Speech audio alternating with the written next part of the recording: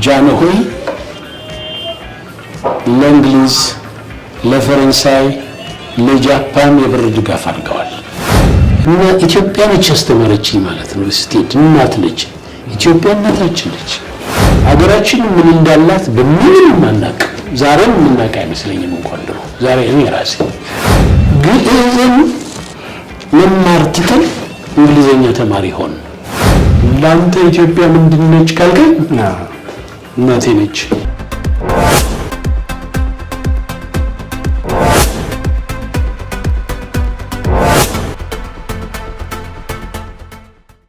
አንድ ትልቅ አባባል ምን ሰማው አባባል አለ። ሳይማር ያስተማረን ሳይማር ያስተማረን ማለት ነው። እና ማን አስተማረው ታዲያ? እሱ ተመልከት፣ ያስተማረው ሰው የለም እኮ ግን ምን አስተምሮናል? ሌላው እናቶች ምን ይሉ ነበር መሰለህ? አባቶቻችን እንግዲህ 10 ሳንቲም እስክሪብቶ 5 ሳንቲም እርሳስ ነው የምንገዛው። ያልቃል ወይ ይጠፋል። እርሳሱ ደግሞ ወይ ተቀርጾ ያልቃል ወይ ከጠፋ አባታችንን እባክህ ግዛልን ስንል እምቢ ይላል። የብዙዎቻችን አባቶች ቁጥራት ይዘም አራትልም ነው የሚሉ ብዙዎቹ። ስለዚህ እናታችን ላይ ነው የምናለቅስ።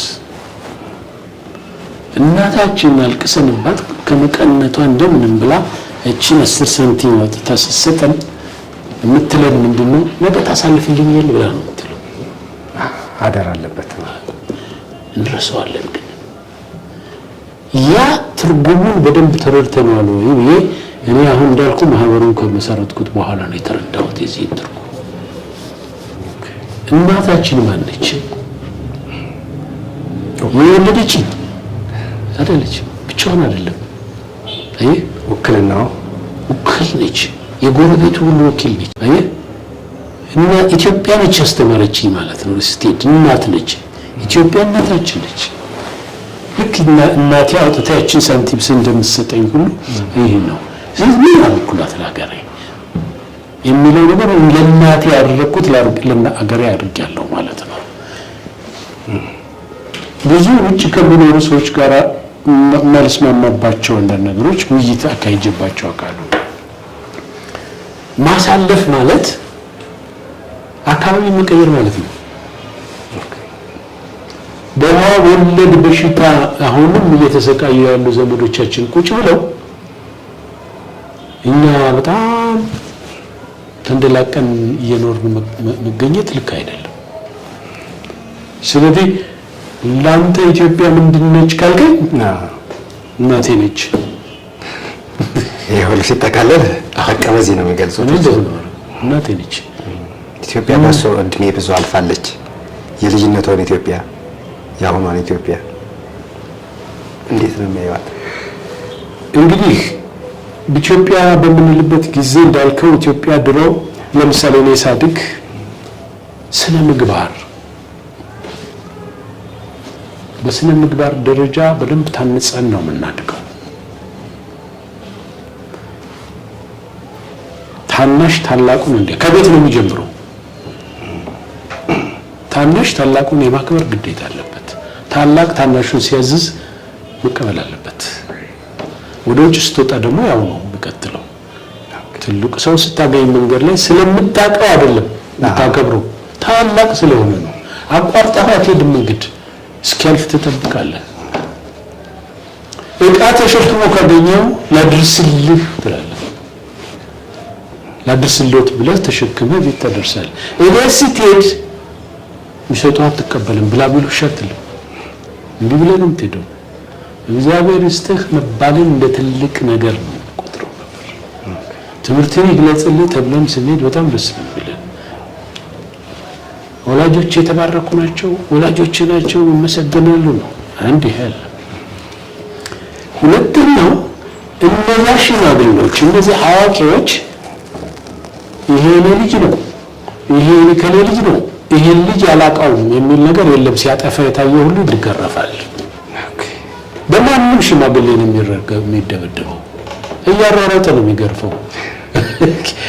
ልጅም ሄዶ እንዴት ማላቀው ሰው ደበደበ ብሎ ቤት አይናገርም። ስለዚህ ምንድን ነበረ?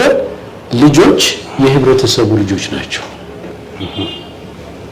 ስለዚህ የኔ ልጅ ነው ብቻ ብዬ ሳይሆን ልጆቹም የኔ ናቸው የሚል እንትን የነበረበት ነው። ያ እንግዲህ ከሃይማኖቱ ጋራ ከባህል ጋራ ከምን ጋራ ሆኖ ተገናኝቶ አሳድጎናል። በእምነት አሁን የውጭ መበቀል የሀገራችንን ረሳ ነው። ሀገራችን ምን እንዳላት በምንም ማናቅ ዛሬም የምናውቅ አይመስለኝም። እንኳን ድሮ ዛሬ እኔ ራሴ ገና አላወቅናትም።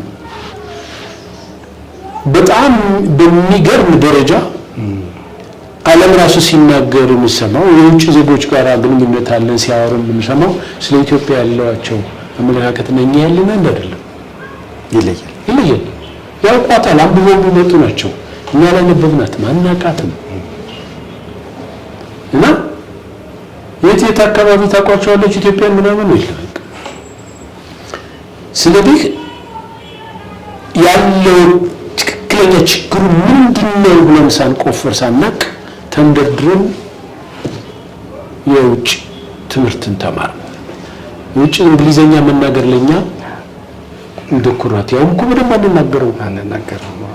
ግዕዝን መማር ትተን እንግሊዘኛ ተማሪ ሆን። በግዕዝ ውስጥ እኔ ሁልጊዜ በጣም የሚጸጽተኝ ነገር አለ። የዚህ ቅስና ትምህርት አልተማርኩም እና ቀጥታ እንትን ውስጥ ነው የገባው መንግስት አስኳላ ትምህርት ቤት ነው የገባው እና አሁን ግን ዝም ብዬ ሳየው አንዳንድ ችግሮች አሉብኝና አሁን ጨጥ ካላለ ማንበብ ምናምን ይቸገራለሁ። ቆሎ ትምህርት ቤት የተማረ ቄስ ትምህርት ቤት የተማረ ግን ችግር አይቸግረው። በጩኸት ውስጥ ነው የሚያናጣት። ይሄ እኮ የትም ሀገር የሌለ እኮ የት ታገኘዋለህ? ተመልከት እዚህ ጋር በእድሜ ምናምን አንድ ትምህርት አንድ ክፍል ውስጥ አንድ እንትን ወይ ሜዳዋ ላይ ዛፏ ስር ምናምን ይቀመጣል ሄዶ ወይ እዚያ እንትኑ አስተማሪው በር ላይ የሆነ መቀመጫ አለ እዚያ ይቀመጣል። እዚህ ጋር ያለው ሆ ሂ ይላል። እዚህ ጋር ደግሞ ሌላ በጌዳ ይዞ እዚህ ጋር ደግሞ እዚህ ጋር ደግሞ መልእክት ዮሐንስ ሐዋርያ ያለ ዘሮስ ነው ይላል። ይሄኛው አይሰማም፣ ይሄኛው አይሰማም። ራሱን ነው የሚሰማው። ራሱን ነው የሚሰማው። በዛ ያለፈ ወጥቶ እንሰል ቅኔ የተማረ ወድቆ የቀረሰው አይታይም። የትም ብትከተው የቅኔ ተማሪ ቢፈልግ ሐኪም ይሆናል፣ ቢፈልግ መሐንዲስ ይሆናል፣ ቢፈልግ የፈለገውን አይነት ትምህርት መማር የሚያስችል አቅም ይዘው ነው የሚወጡት እዛ ውስጥ። ይሄንን ሀብት ነው ሳንማር ያለፍነው። አሁንም መጸጸት ያለብንና መመለስ አለብን ብዬ ነው እንደው ማስበው። ይህ ኢንዲጂነስ ኖሌጅ አድናቂ ሆነት ማለት ነው። አገር በቀል እውቀት እውቀት የሚባል ጀርመን እኮ ከማንም ቀድማ ግዕዝን ያስተማረች ሀገር ነች። ለምን የእሱ አይደል? ከኛ ሰርቀው የወሰዱትን መጽሐፍ ምን እንደሆነ ሊያውቁበት ሊማሩበት በዲግሪ ደረጃ የመጀመሪያ እኮ ነች ማስተማር ያዘች። እኛ ግን የነሱን የነሱ ደግሞ የነሱን ባህል የኛን ባህል እንኳን የምንማርበት በእነሱ ቋንቋ። አሁን ፈረንሳይ ሳስተምር የፈረንሳይ ምግብ ነው ማስተምር። ለምሳሌ እንውሰድልኝ የፈረንሳይን ከተማ ነው፣ የፈረንሳይን አለባበስ ነው፣ የፈረንሳይን ታሪክ ነው ላስተምር የሚሄደው። የኔን መቼ ነው ማስተምረው? አማርኛ እንኳን ስናስተምር አማርኛው ስለ ታሪክ ስለምናምን አናስተምርበትም። ምናልባት ስለ ጽሁፍ ሊሆን ይችላል የምናስተምርበት። ስለዚህ በጣም ከፍተኛ የሆነ ሀብት አለን እና ያ ሀብት ደግሞ ሌላው ይጠቀምበታል፣ እኛ ሳይሆን የተጠቀምበት። ስለዚህ በተለይ የስነ ምግባር የዜጋው የትውልዱ የስነ ምግባር ለውጥ ደሶ የሚታየው ነገር ነው። በሱ ጊዜ ቢያንስ እንዳሉት አንድ ህፃን አካባቢው ማህበረሰብ በጋራ ያሳድገዋል፣ በጋራ ኃላፊነት ይወስዳል። እሱም ካደገ በኋላ ማህበረሰብ ኃላፊነት ይሰማዋል፣ ማህበረሰቡ እንዳሳደገው አንድ የአካባቢ ህፃን። አሁን ያለችነት ኢትዮጵያ በተለይ የኛ ዘመን ነው ብለን እናስባለንና እሱ ነው የሚገርም ወዴት ነው ሄድና በጣም የሚገርመው ነገር አሁን ያደኩበት ጎጃም ሲሄድ ነው የምደነግጥ። እዚህ እንኳን ግድ የለኝም። ለምን እንደምደነግጥ ሆቴል እገባለሁ። ገብቼ የ20 ዓመት ምናምን የሆነች ልጅ ትመጣና ምን ትፈልጋለህ?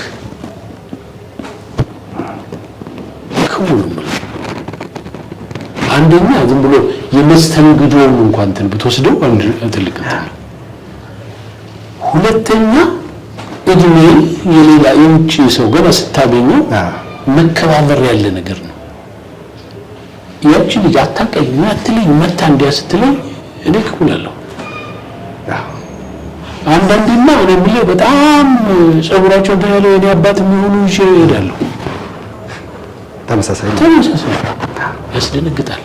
አንድ በል ሁለተኛ በየትምህርት ቤቱ በዚህ ማህበር አማካኝነት የምንሰጠው የአቻላቻ ትምህርት አለ። ኖቫ ላይ በኤችአይቪ/ኤድስ ላይ የምንሰጠው ትምህርት አለ። እነሱን ለመከታተል ሄድና እጠይቃቸው ነበር። በየትምህርት ቤቱ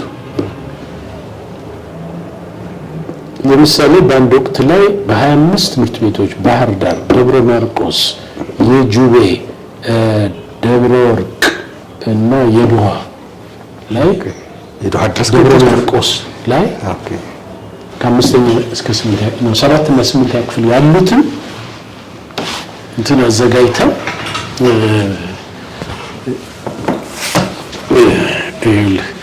ይሄን አዘጋጅተው ይሄን አዘጋጅተን በዚህ ትምህርት እንዲሰጥ ተገባንበት። ያቻላቻ ትምህርት በ25 ትምህርት ቤቶች እና አንደኛው ከወላጅ ጋር ያለውን ግንኙነትም እናሳምርበት። ሁለተኛው ሴቶቻችን ምን ይመስላሉ? ትምህርት ተመራዮች ላይ ወርደዋል ወይ? አባትን የማክበር እናትን የማክበር ምን ያክል ወርዷል? ምን ያክል ወላጅ የሚለው ተቀባይነት አለው? ስለ ኤችአይቪ/ኤድስ ምን ያውቃሉ? ስለ ግብረ ስጋ ግንኙነትስ ምን ያውቃሉ? ስለ ኤችአይቪ/ኤድስ ሁሉም ነገር የያዘ ነው። 12 ሴሽን ያለው ነው እና ይዘን ቀረን እና ልጆችን ጠየቅናቸው። ስማርትፎን አላችሁ? አዎ። ምን ታዩበታላችሁ? ፖርኖ ፊልም። ከየት ታመጡታላችሁ? ከከተማ በዛ ትምህርት ቤት ነው ነገር እና ከዛስ አይ ልጆች የሚልኩልን ወንዶች ፕራክቲስ እናድርግ ይሉናል ሴቶቹ። ስለዚህ የት እንደደረሰ በባህል ደረጃ በዛ ትምህርት ቤት ደረጃ የሚመጣው ነገር ያኔ ፍርሃት ነው። ያ ወላጅ ያለውን መቀበል ግዴታ ነው። አሁን ወላጅ ምን አገባው ወደሚል ተሸጋገርን። ወደዛ ለምን ተሸጋገርን? እንዳልኩ የስነ ምግባር ጉዳይ ሞታ ወርዶ ነው። ወደ ትምህርት ቤት ሄጄ ዲሬክተሮችን ለምንትሮች ጎደሎ ነበሩና ለምን እናንተ ተማሪዎችን ገንዘብ እያዋጡ ይሄንን በወር ቢያዋጡ እኮ ይሄንን ትምህርት ቤት ብዙ ነገር ማድረግ ይቻላል። ስሙኒ ብቻ መድቡባቸውና ተማሪ ያዋጣ በአመት አንድ ነገር ይሰራበታል። ኧረ አለኝ አንድ ዲሬክተር እንዴት የሚገመግመኝ እኮ ተማሪው ነው አለ።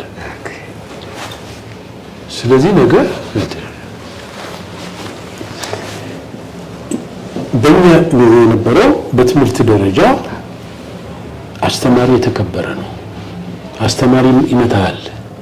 አንዳንዱ ዱላ የሚወድ ነበር። በእውነቱ ዱላ መፍትሄ ነው ብሎ የሚያምን፣ አንዳንዱ ደግሞ በቃ እንደው ለማስፈራሪያት የሚጠቀም ለማስተካከል ለማስፈራሪያ እንዳትደበደብ የምታደርገው ነገር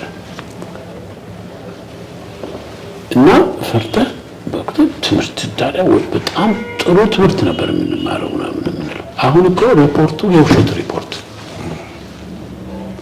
ያኔ አስተማሪ ውሸት የለም ያቺ የምታገኛትን ነው የምትሰጥህ የምታገኛት። አሁን እኮ እንዳይገመገም ከዛ እኮ ነው የጀመረው። እንዳይገመገም የሞተ ሰውም ሪፖርት ጎደለ እንዳይባል ሪፖርት ሲደረግ የተገኘበት እኮ ውስጥ ነው ያለ ነው። የት እንደ ዝቅጠት እንዳለ በደረጃ ኢትዮጵያኖች የውሃ ላይ ኩበት ሆነዋል ይባላል። ምንድነው የሀገራቸውንም አልያዙ የራሳቸውን ወይም የውጭንም በደንብ ወስደው በውጮች ቢያንስ እነሱ ሰብአዊ መብት እንደሚሉት የመናገር ነፃነት እንደሚሉት ዲሞክራሲ እንደሚሉት ኢንዱስትሪው የሥራ ዕድሉ ቴክኖሎጂ እንደሚሉት በዛ ልክ እንደ ውጮች መኖር አልተቻለም። ወይም ደግሞ ውስጣዊ እና ሀገራዊ እውቀቱ በደንብ ተይዞ የነበረው እሱን ማዳበርና መሀል ላይ እንደው ችግኝ ተነቅሎ ሳይተከል ሲቀርና ባለችው አፈር ብቻ ህይወቱ የሚቀጥል አይነት ወይም ተንሳፎ ወይም ማይሰምጥ የውሃ ላይ ኩበት የሚባለው ወይም ደግሞ ከውሃው መውጣት የማይችል አቅጣጫ ኖሮት የማይጓዝና ይሄ ይታየታል።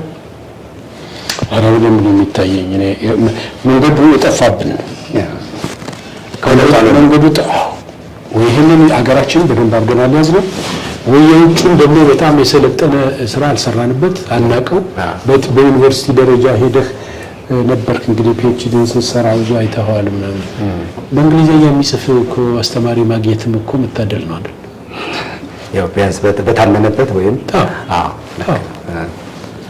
እና ችግሮች አሉ። አፋችንን ሞልተን መናገር የማንችልባቸው ችግሮች ናቸው ያሉና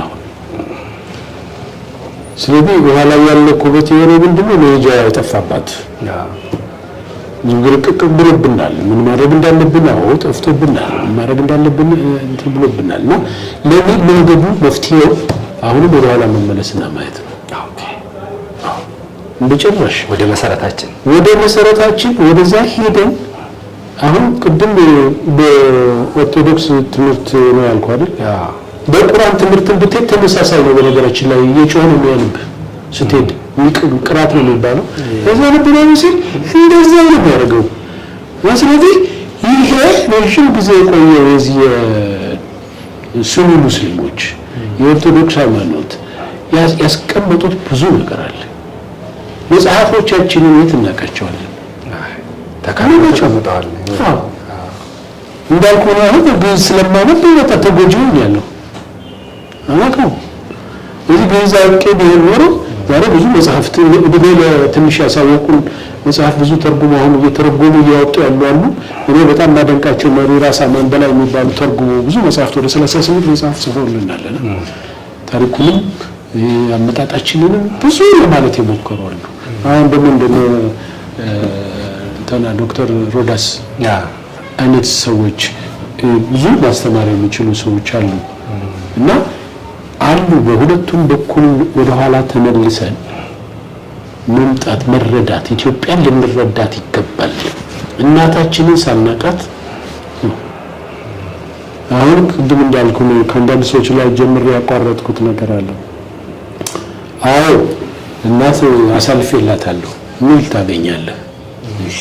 ገጠር ያለች እናት ምንድን ነው የተሰራላት? እናቱ ለብትሄድ ቆርቆሮ ቤቱ ስትገባ መሬቱ አፈር ነው ሊሾ አይደለም። ስለዚህ የከተማው ከብትም እዛ ውስጥ እንዲያድርበት ተደርጎ ምናምን ሳይለይ ነው የተቀመጠው አንዳንድ ቦታ ላይ ስትሄድ እና ኢትዮጵያን ማሳልፈንላት ማለት እንግዲህ እንደዛ ነው ያደረገን ያስተካክላል። በዛ ልክ ነው እናቴ ስለለዛ እናቴ ምረራለው ካልኩኝ የምትፈልገው ነገር በደንብ አድርጌ የኔ ቀርቶብኝ ለሷ አይሁን ብዬ አስተምራኛለች ብዬ ላደርግላት የሚችለው ሁሉ መደረግ አለበት። እያደረጉ ያሉ ማለት አይደለም አሉ በደንብ እየረዱ ያሉ በብዙ ደረጃ እየተረዱ ያሉ። አብዛኛው ግን ተረድቶት ወደ ኋላ ተመልሰን እንደገና ተምረን መለወጥ አለብን ብዬ ነው የማስበው። ልንቀይር ከፈለግን ኢትዮጵያ ማሳደግ በውጭ በመጣ ቋንቋና በውጭ በመጣ ስልጣኔ አይደለም ልናሳድጋት የሚገባ። መውሰድ ጥሩ ነው መውሰድ አለብን። የኛን መቼ አውቀን እናውጣው እስቲ እንነጋገርበት። ያለንን አውጥተን እናምጣው ተነጋግረን እንቀይራቸው። እንደው በውጭ በነበረው ባዩት በተመኙት ያው ለሀገራዊ ነገር አድሎ እንዳለዎት ልቦ እዚሁ ሀገራዊ እውቀት ላይ ጥበብ ላይ እንደሆነ ግልጽ ነው። ግን እንደ ውጭ አይተውት ይሄ ለሀገሬ በሆነ ብለው መንፈሳዊ ቅናት ያሳደረበው ነገር ኢትዮጵያ ውስጥ እንዲሆን የሚመኙት ያሰቡት ያዩት ማለት ነው። ብዙ ነው መንገድ ቅድም እንዳለ በእግራችን ሄደናል ብያለሁ። አሁን ደግሞ ያለ አሁን አስፋልት መንገድ ስንት ነው ያለው? ጠባባ መንገዳችን እንዴት ነው የምታሰቃየን? ራሷ መንገዷ እየፈረሰች ምናምን እያለች መኪና የምንገዛቸው መኪኖች የሁሉ መኪና መጥ ነው እኮ እኛ መስራት አቅቶን አይደለም። እኛ መስራት እንችላለን። እውቀቱ አለን ምን አለን እዚሁ ከራሳችን አሁን አይተናል። እንደውም እንትን ከምንም እየለቃቀሙ ትናንሽ አውሮፕላን እየሰሩ የሚያሳዩ ልጆች ተከስተዋል።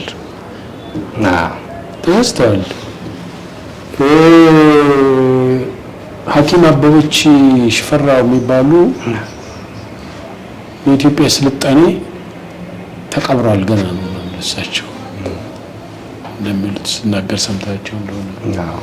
አሁን ደግሞ ነጮች መጥተዋል። በነገራችን ላይ have you ever known የሚል ፕሮግራም እየሰሩ ነጮች ኢትዮጵያ የምትባለው ድሮ ኢትዮጵያ እቺ ነች እያሉ አዳዲስ ነገር ከየት እንደሚያመጡት ማላቀው ኢሜጅ እያሳዩ ነው። ከተማ ትላልቅ ከተሞች የኢትዮጵያ ከተማ የተቀበረች እቺ ነች ነው እያሉ አይተደረቅ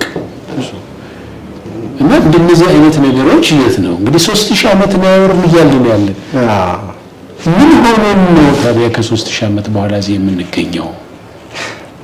የሚሉትን ነገሮች ልናጠናቸው ይገባል። አሁን እኔ አጥንቼ ነው የምችለው ነገር አይደለም። ግን ኢትዮጵያዊ በመሆኑ ኮራለሁ።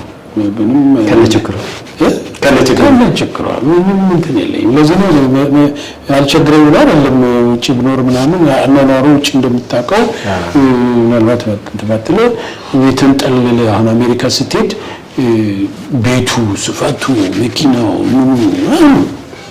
አለ እንደ ልብ ገብተህ እድሜ ለካርድ ምናምን እያልክ ይመጣና ትኖራለህ። ችግር አለ እና እዚህ ስትመጣ ግን እንደዛ አይደለም። አሁን ያ ለኔ አያማልለኝም። የነሱ ህይወት አያማልለኝም። ኦፐር ማርኬት ሄጄ ገዝቼ መምጣት የምችልበት ትልቅ ኮንትኑ ከናቹራል ከተፈጥሮ ጋር ያለን ግንኙነት ይዘን ሊቀጥል ይገባል። በነገራችን ላይ አሁን እኮ ወደፊት እኮ ተፈጥሮ የሚባለው ነገር ሊቀር ነው።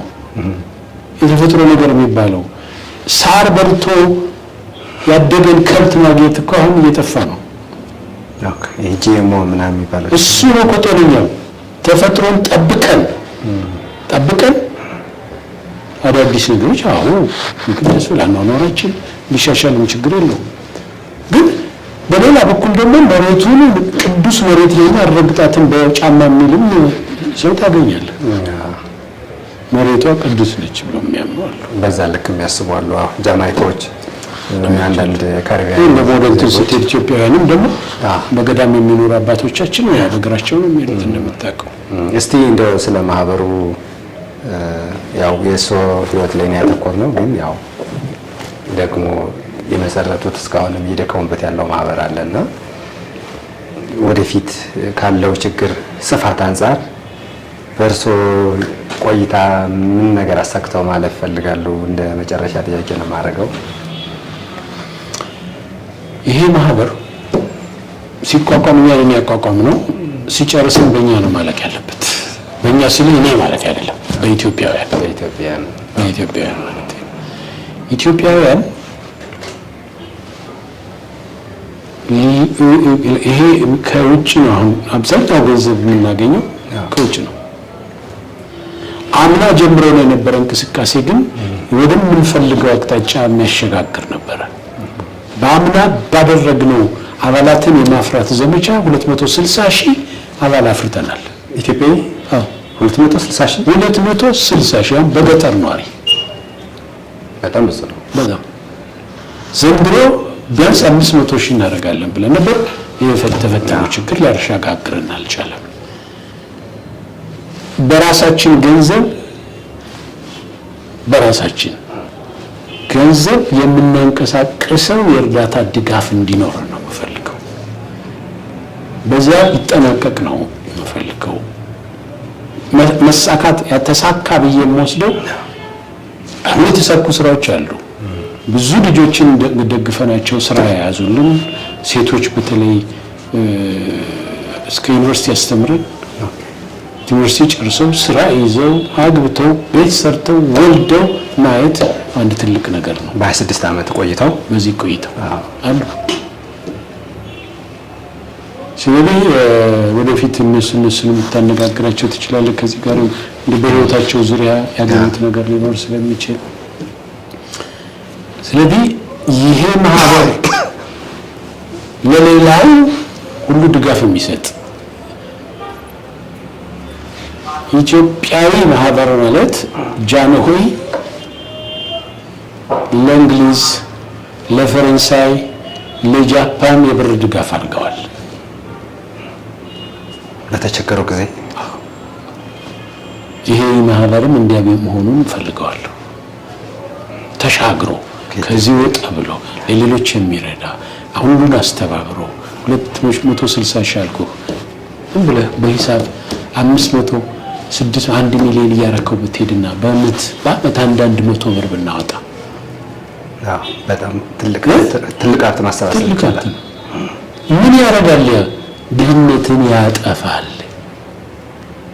በነገራችን ላይ ድህነትን ሊያጠፋ የሚችል ስራ ነው። እኔ አሁን በአመት 100 ብር ሰጠሁ ብዬ 100 ብር ዛሬ ምን ታደርጋለች? ግን ቲያት የ5 ሚሊዮን 100 ብር ሲሆን ተመልከተው 5 ቢሊዮን ይሆናል። አዎ 5 ቢሊዮን ቁጥራችን ደግሞ ብዙ ነው። ስለዚህ ሲምፕሊ በቀላሉ በባንክ ገንዘብ ታስገባለህ። ያንን ገንዘብ ትወርበታለህ። ምን ነው ድሮም ተመኝቼ የነበረ ፈልገው የነበረ እኛ በእኛ የሚል ነው። እኛ በእኛ የሚል የምፈልገው እኛ ኢትዮጵያውያን ለኢትዮጵያውያን መሆን አለብን።